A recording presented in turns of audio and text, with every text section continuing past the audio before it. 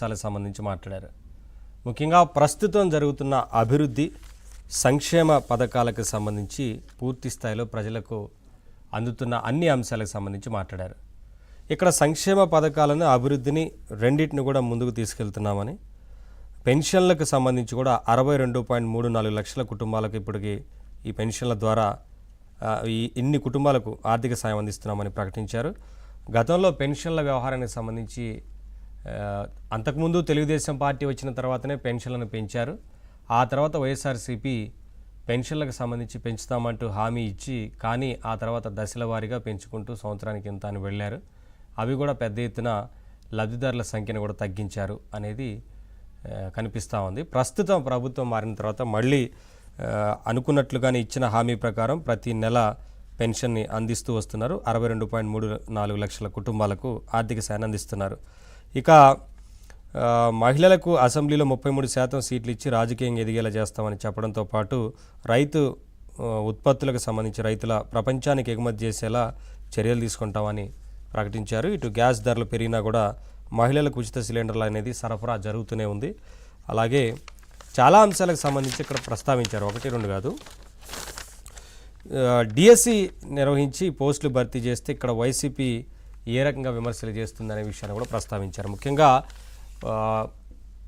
గొడ్డలి పార్టీనే మాది అంటూ మాట్లాడుతున్నారు ప్రస్తుతం వైసీపీ నేతలు కూడా.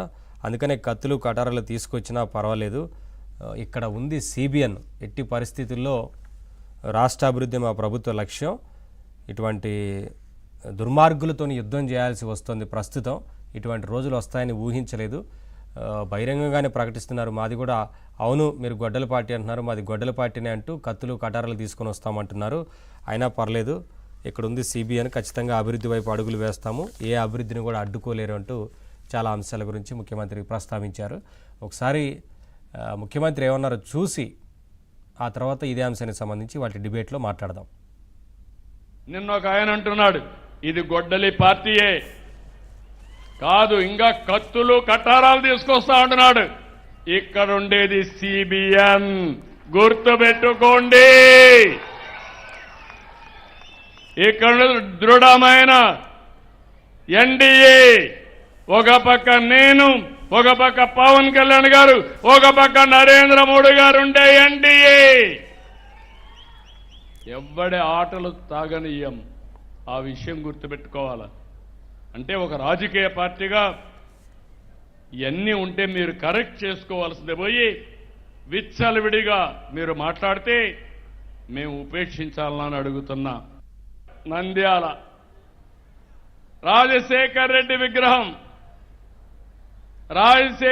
విగ్రహం పైన దాడి చేసింది వీళ్ళ కార్యకర్త, దాన్ని సపోర్ట్ చేసిన నాయకుడు వీళ్ళ నాయకుడు. కడాన దాన్ని కూడా తెలుగుదేశం పార్టీని చెప్పబోతే అడ్డంగా పట్టుకున్నాం, 20 నిమిషాల్లో పట్టుకున్నాం.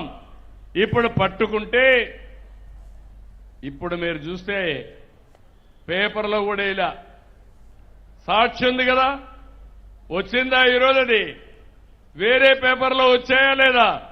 ఎందుకు సాక్షి పేపర్లో రాలేదని అడుగుతున్నా. అంటే మీ నాన్న విగ్రహాన్ని విధ్వంసం చేస్తే నువ్వు నీ పేపర్లో వేయవు. ఎందుకు?